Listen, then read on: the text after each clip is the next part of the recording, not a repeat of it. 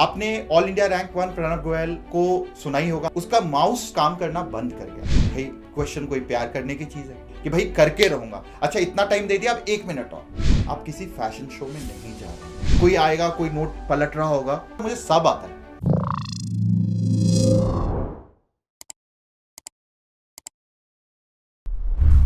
Exam के 1 हफ्ते पहले, 1 दिन पहले और एग्जाम वाले दिन आप सबको क्या करना है, आज ये सेशन में मैं बात करने वाला हूं। So welcome my night owls and early birds.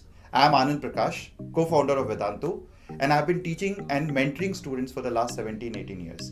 और उसमें मैंने काउंटलेस बच्चों को ये लास्ट हफ्ते में बहुत सारी गलतियां करते हुए देखा है। और आज जो मैं बताने वाला हूं उससे शायद आपके नंबर नहीं बढ़े, बट नंबर कटेंगे नहीं या कम नहीं होंगे। जो गलतियां शायद आप कर लो अगर आपने ये सेशन नहीं देखा है।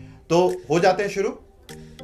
सबसे पहले मैं बात करूंगा आज कि पहले हफ्ता, मतलब जो 1 हफ्ता आपके सामने है एग्जाम से पहले, उस हफ्ते में आपको क्या करना चाहिए अपार्ट फ्रॉम जो रेगुलर स्टडीज है।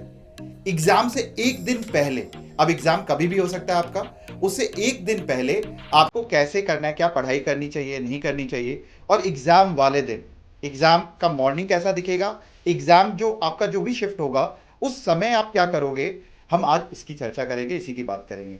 तो बच्चों सबसे पहले शुरू करते हैं। 1 हफ्ते पहले आपको क्या क्या चीजें ध्यान में रखनी है, मतलब ऐसी कुछ चीजें जो मैक्सिमम बच्चे गलती करते हैं, बट चूंकि आप ये वीडियो देख रहे हो तो आप ये गलती नहीं करोगे, ऐसा मैं आशा करता हूं। तो चलते हैं 1 वीक बिफोर द एग्जाम। सो बच्चों 1 हफ्ते पहले सबसे इंपॉर्टेंट टिप जो है वो है, आपको अपने घर में जो कंडीशन है उसमें ना तो हीटर का इस्तेमाल ना एसी का इस्तेमाल करना है। बिकॉज आपके बॉडी को एग्जाम में बैठने की आदत होनी चाहिए। वो जो कंडीशन या एनवायरनमेंट होगा जो आपके एग्जाम सेंटर का, उसमें बैठने की आदत होनी चाहिए। हो सकता है बहुत ठंड हो आपके सेंटर पे, तो आपके बॉडी को उसकी आदत होनी चाहिए। और हो सकता है कई साउथ इंडियन स्टेट्स में शायद गर्मी हो, there may be heat, and therefore you should be acclimatised to the centre. तो ये पहला टिप है। दूसरा जो मैं बार बार बोलता हूं कि आपको जल्दी उठना, ताकि आपका बॉडी जो है शाम तक आते आते या रात तक आते आते टायर्ड हो जाए और आप एक अच्छी नींद ले पाओ। उसके लिए जल्दी उठना बहुत ज़रूरी है। कोई भी बच्चा इस टाइम पे 7:30 के बाद नहीं उठना चाहिए। 7:30 से पहले उठने की आदत डाल लो अगर अभी तक नहीं डाली है तो। और रात में early to bed, which means 10:30 11 पे बेड पे चले जाओगे, मेंटल रिवीजन करो हाफ एन आवर का, और फिर आधे घंटे में जब तक मेंटल रिवाइज कर रहे होगे, वैसे ही पता है आपको, पढ़ाई करते करते जैसे ही आप मेंटल रिवाइज करोगे आपको नींद बहुत जल्दी आ जाएगी। तो वैसे करते हुए आप 11:30 तक एट मैक्स सोने की कोशिश करो।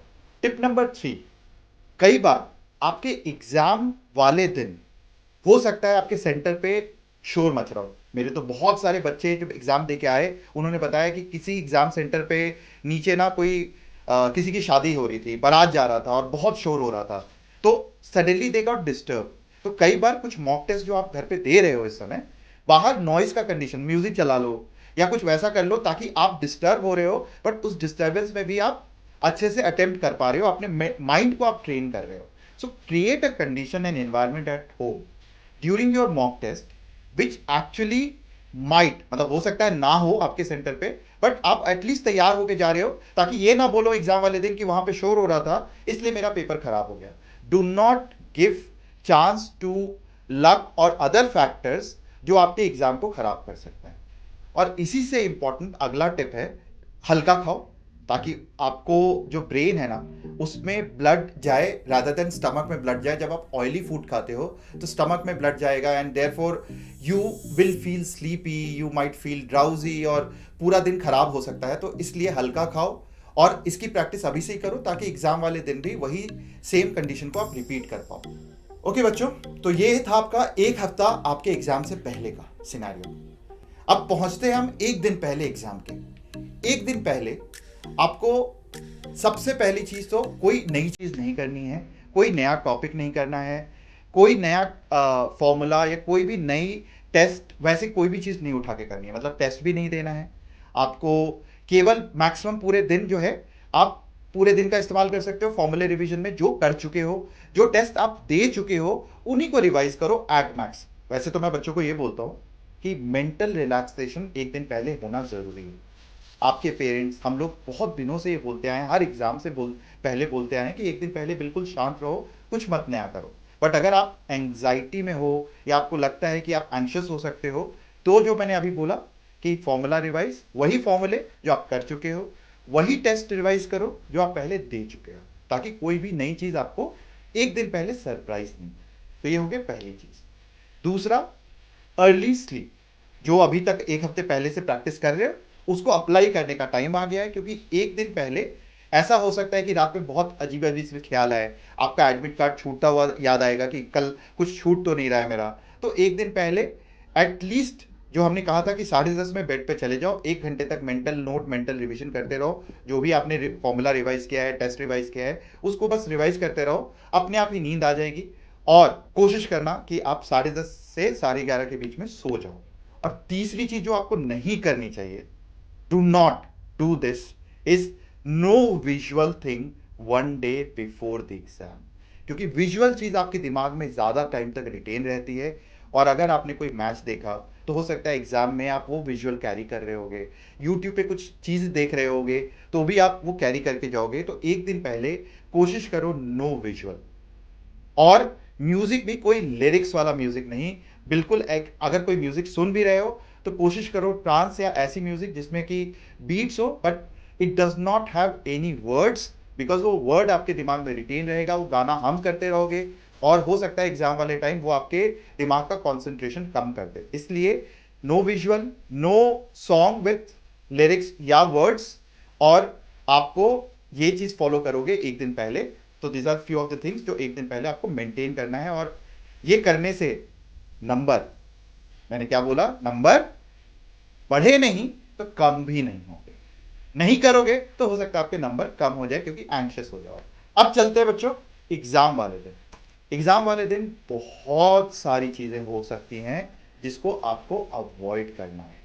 ये हो सकता है कि सुबह सुबह एकदम सा फेस्टिवल का माहौल बना हो, आपके सामने वो दही चीनी आ जाए, आपको टीका किया जाए कि आप जंग पे लड़ने जा रहे हो। तो पेरेंट्स, जो भी आपके पेरेंट्स हैं, दादा दादी या नाना नानी या फिर आपके पेरेंट्स, आप उनको ये वीडियो ज़रूर दिखाना और उनको बताना कि ऐसा कोई ओकेजन आपके सामने क्रिएट नहीं करें, क्योंकि it is just another day in your life. इसको वैसे ही ट्रीट करना है जैसे आपने अभी तक मॉक टेस्ट दिया है, वैसे ही वो दिन है, नथिंग स्पेशल। दूसरा, किसी भी रिलेटिव का फोन मत उठाना। आप मना कर देना अपने पेरेंट्स को कि वो आपको फोन पास नहीं करे, नहीं तो सुबह से लाइन लग जाता है, बेस्ट ऑफ लक बेटा, बेस्ट ऑफ लक बेटा। और आपको भी लगता है कि आप ब्लेसिंग्स सबसे ले रहे हो, बट केवल अपने पेरेंट्स जो भी आपके आसपास हैं उनके पाँव छू लो, झप्पी पालो, जो भी आप जैसे भी ब्लेसिंग्स लेते हो, बट ब्लेसिंग्स ले लो। नो स्पेशल, मतलब आप मॉक टेस्ट में तो नहीं कर रहे थे ना, तो आप इस दिन क्यों कर रहे हो ऐसा? Why are you treating your self और treating this day as a special day? दूसरा इंपॉर्टेंट चीज, मैंने बहुत सारे बच्चों को देखा है, they waste lot of time dressing. आप किसी फैशन शो में नहीं जा रहे हैं, ड्रेस कंफर्टेबल। जैसे कि आप मॉक टेस्ट देने जाते थे या मॉक टेस्ट की कंडीशन में अगर घर पे दे रहे थे, तो अगर आपने पजामा टी शर्ट या फिर आपने स्वेट शर्ट पहना हुआ, वैसा ही कुछ ड्रेस करो। Do not dress for the occasion, कोई नया ओकेजन नहीं है। आप इसकी चिंता मत करो कि लोग क्या सोचेंगे नहीं सोचेंगे, आप जैसे कंफर्टेबल हो वैसे ही आप जाओ सेंटर पे, because it is very very important कि आपने मॉक टेस्ट में एक तरीके से अपने आप को ट्रीट किया है, अपने बॉडी को ट्रीट किया है, वैसे ही आपको एग्जाम वाले दिन भी ट्रीट करना है। नहीं तो बॉडी रिएक्ट करने लग जाएगा कि कुछ तो नया हो रहा है, कुछ तो डिफरेंट हो रहा है, and it might create anxiousness within you. तो ये नहीं करना है। तीसरी चीज, जब एग्जाम सेंटर पे आप जाते हो बच्चों, तो वहां पे तो बहुत सारी कहानियां होंगी। कोई आएगा, कोई नोट पलट रहा होगा, और आपको लगेगा ओह मैंने कुछ तो नहीं मिस कर दिया। तो कोई भी नया नोट कॉपी आप कैरी नहीं करोगे, कोई भी नोट कॉपी कैरी नहीं करोगे सेंटर पे, और बाकी लोगों को देख के घबराओगे नहीं। इनफैक्ट उल्टा होना चाहिए, आपको तो ऐसे बिहेव करना चाहिए। मैं तो ऐसे ही था, मैं तो ऐसा बिहेव करता था, मुझे सब आता है। मतलब दूसरों को मुझे देखने के बाद ना एक कॉन्फिडेंस उनका लूज हो जाए, क्योंकि इट्स कंपटीशन। तो अगर दूसरे का नंबर कम होगा, मेरा तो ज्यादा ही आएगा ना, रिलेटिव है। बट एनीवेज ऐसा करना नहीं है, बट मैं अपना कॉन्फिडेंस हाई रखूंगा, दूसरों से देख के रिएक्ट नहीं करूंगा कि देखो वो तो नोट्स रिवाइज कर रहा है, आधा घंटा बर्बाद हो गया। उस दिन कुछ भी नहीं करना है। No notes copy to the centre, no talking to the friends हो सकता है आपके सेंटर पे, स्पेशली जो लोग हब में पढ़ाई कर रहे हैं वो उनके सेंटर्स पे उनके जाने पहचाने दोस्त और वो लोग मिल जाएंगे, बोलेंगे ओ मेरे ना कोचिंग में सब कुछ करा दिया भाई, पता है उन्होंने बोला था आज टेस्ट में तो वही क्वेश्चंस आएंगे जो मेरे कोचिंग में कराए, या यूट्यूब पे सर ने बोला था कि ये जो कराया यही आएगा। अब इससे देख के सुन के आप घबरा जाओगे, यार मैंने तो वो कोचिंग नहीं ज्वाइन किया, मैंने तो वो यूट्यूब का लेक्चर नहीं देखा। अब ऐसी घबराहट में आप जब एग्जाम में जाओगे तो आपके नंबर कम ही होंगे ना। तो वो क्या कर रहा है वो इंसान, वो दोस्त, वो आपके नंबर कम कर रहा है। तो मैंने क्या बोला, जो भी मैं आज बता रहा हूं उससे नंबर बढ़े नहीं बढ़े, आपको नंबर कम नहीं होने देना। In fact you should be the other guy, आओ मुझे सब आता है। और जैसे ही आप ये करोगे दूसरे का कॉन्फिडेंस हो सकता है कम हो जाए। वैसे करना नहीं है, किसी से बात ही नहीं करनी। तो of course no talking to the friends, no carrying the notes, it is extremely extremely important. दिमाग में फिट कर लो इस चीज को, ठीक है। एग्जाम के समय कई बच्चे ऐसी गलतियां कर देते हैं जिसको बाद में आके वो या तो रिग्रेट करते हैं या लगता है उनको ये नहीं करना चाहिए। And this I can tell you from my 18 years of experience of mentoring students and seeing their reaction after the exam। एक बहुत बड़ा एग्जाम्पल बताता हूं आपको। आपने all India rank 1 Pranav Goyal को सुना ही होगा, हमारे साथ मैं और वंशी ने उसका इंटरव्यू भी किया था and he was a part of our offline institute earlier. तो उस बच्चे ने क्या बोला था, उसके एग्जाम के दिन उसका माउस जो है वो काम करना बंद कर गया था। अब माउस अगर किसी बच्चे का काम करना बंद कर जाए तो घबराहट में तो उसके 10 क्वेश्चन ऐसे ही गलत हो जाए, लेकिन उसने अपने आप को बिल्कुल शांत रखा, काम रखा और उसने इन्विजिलेटर को उठ के बोला, सर मैम ये मेरा माउस काम नहीं कर रहा है, मेरी सीट बदल दो। और तब तक जो भी सामने क्वेश्चन था उसको सॉल्व करता रहा। तो क्या सीख रहे हैं हम यहाँ से बच्चों, कि आपको आपकी कंडीशन ऐसी हो सकती है एग्जाम वाले दिन कि आपका माउस काम ना करे, आपका कंप्यूटर स्लो हो सकता है इलेक्ट्रिसिटी लाइट वो गायब हो जाए, आपके सेंटर से गुल हो जाए थोड़ी देर के लिए। बैकअप जब तक आएगा तब तक आप घबरा जाओगे और ये अपने आप को नहीं होने देना बच्चों। तो आप एग्जाम में ये तीनों चीजें हो सकती हैं आपके साथ, इसलिए आपको घबराना नहीं है। अगर आपका कंप्यूटर स्लो है, अगर आपका माउस नहीं चल रहा है, आप चुपचाप इन्विजिलेटर को बोलो कि आपकी सीट बदल दे और वो उसका काम है। तब तक आप अपने क्वेश्चन को सॉल्व करते रहो, पेन कॉपी जो आपको मिलता है वहां पे आप उस पर क्वेश्चन को सॉल्व करते रहो ताकि आपका टाइम वेस्ट नहीं हो ना। दूसरी चीज, हम बच्चे कई बार क्वेश्चन से प्यार कर बैठते हैं। भाई क्वेश्चन कोई प्यार करने की चीज है नहीं ना, तो क्वेश्चन से प्यार नहीं करना है। इसका मतलब क्या हुआ, and I did it with my time when I was a student. हम एक क्वेश्चन हमें लगता है ये मेरे स्ट्रेंथ टॉपिक का है और उसको हम स्टार्ट करते हैं सॉल्व करना, नहीं होता है, हम अटक जाते हैं उस पर कि भाई करके रहूंगा। अच्छा इतना टाइम दे दिया, अब 1 मिनट और, अब आधा मिनट और ये करते करते कब पता चलेगा वो आपके 10 मिनट 15 मिनट या 20 मिनट खा गया। Trust me, this whole process I have seen countless time every year. बच्चे आके कुछ ना कुछ बच्चे आके बोलते ही बोलते हैं कि वो एक क्वेश्चन में अटक गए, उसके चक्कर में उनके कुछ क्वेश्चन छूट गए। तो किसी भी क्वेश्चन पे मत अटको, चाहे वो आपके स्ट्रेंथ टॉपिक का है, और वीक टॉपिक तो वैसे भी नहीं करना है, तो आप अटकोगे नहीं। Do not fall in love with the question. Okay, next important thing, पहला 15-20 मिनट बहुत क्रूशियल होता है एक साथ। आपको 4 से 5 क्वेश्चन ऐसे पिक करने हैं जो आपका कॉन्फिडेंस बढ़ा दे पेपर के अंदर। इसका मतलब तब तक आप क्वेश्चन को स्किप करते रहो, स्किप स्किप स्किप, जब तक कि आप कॉन्फिडेंट नहीं हो कि ये क्वेश्चन तो 100% आता है और ये थियोरेटिकल क्वेश्चन मैं इसको टिक कर देता हूं। चाहे वो फिजिक्स से केमिस्ट्री में जाना पड़ जाए, केमिस्ट्री से मैथ्स में जाना पड़ जाए, या किसी भी सब्जेक्ट में किसी भी रोटेशन में, आप जब तक पहले 4-5 क्वेश्चन को सही नहीं कर लेते हो, भले ही उसमें थोड़ा टाइम लग जाए 15-20 मिनट, बट आप वो करोगे तो आपका कॉन्फिडेंस लेवल बिल्कुल हाई हो जाएगा and suddenly you will see that वो पेपर आपको आसान लगने लग जाएगा। वहीं उल्टा सिनेरियो, अगर पहले 2-3 क्वेश्चन आपको ऐसे मिल गए जो आपको लगता है नहीं सॉल्व हो रहे हैं, आपने टाइम लगाया नहीं सॉल्व हो रहे हैं, तो आपका कॉन्फिडेंस कम कर देगा और जो आपका पोटेंशियल है उससे कम नंबर आएंगे at the end of the exam. So कोशिश करना कि 4-5 मिनट जो पहला 4-5 क्वेश्चन है उस पे ढंग से टाइम बिताओ in selecting, and that is what you should be doing in the mock test also. So that is very very very important.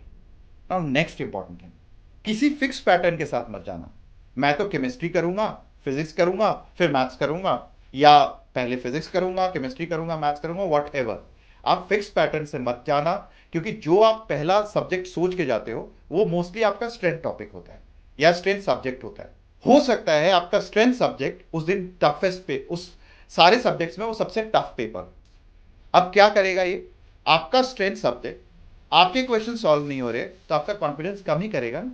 तो मैंने जो आपको पहला टिप इससे पहले बताया था कि पहले 15-20 मिनट कोई भी सब्जेक्ट हो सकता है, वो फिजिक्स हो सकता है, वो केमिस्ट्री हो सकता है, वो मैथ्स हो सकता है, आपको पहले 4-5 क्वेश्चन सही करने हैं। और ये करते ही आपको आइडिया भी लग जाएगा कि कौन सा सब्जेक्ट जो है वो आसान आया है। अब हो सकता है कि आपका जो वीकेस्ट सब्जेक्ट था वो सबसे आसान है, तो आपको पहले वो अटेम्प्ट करना है और उससे 4-5 क्वेश्चन का कॉन्फिडेंस ले। तो बच्चों कोई फिक्स पैटर्न नहीं। हालांकि वंशी सर बहुत पहले उन्होंने एक ट्रिक बताया था आप सब बच्चों को, और मैं भी उसको रिपीट करता हूँ साल दर साल, कि आपको 40-40-40 मिनट का अगर फ्रेमवर्क लेके चलोगे तो that is the best strategy. Because आपने एक सब्जेक्ट को 40 मिनट दिया, दूसरे को भी 40 मिनट, तीसरे को भी 40 मिनट, हुआ क्या 120 मिनट, 2 घंटे आपके बीत गए और आपको आइडिया लग गया कि फिजिक्स है, केमिस्ट्री है या मैथ्स है, कौन सा सब्जेक्ट सबसे आसान आया है, ताकि आखिरी का जो 1 घंटा है आप उस पर लगाओ जो सबसे आसान सब्जेक्ट आया है। ये याद रखना बच्चों, तीनों सब्जेक्ट एक्सट्रीमली टफ नहीं हो, कोई एक सब्जेक्ट तो आसान आना ही आना है, and that will give you a golden opportunity to plan and pace your last 1 hour. और वो बहुत बहुत बहुत इंपॉर्टेंट है। ये मैक्सिमम लोग गलती करते हैं इसकी, और ये आप गलती नहीं करोगे अगर आप ये वीडियो देख रहे हो। So all the very best बच्चों, we all love you, and hopefully you come out of the other end of the exam with flying colors. All the very best.